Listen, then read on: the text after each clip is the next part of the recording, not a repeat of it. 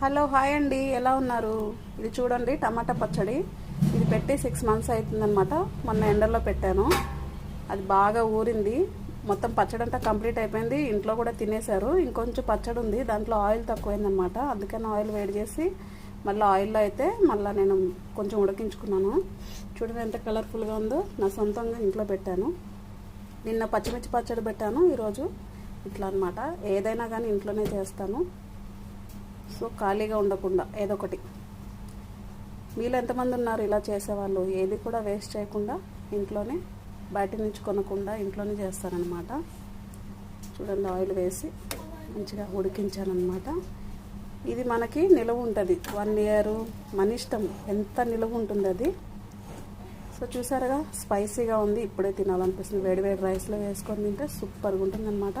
మీరు కూడా ఇంట్లోనే ట్రై చేయండి, పిల్లలకి బయట నుంచి తెచ్చి పెట్టకుండా. సో ఈ వీడియో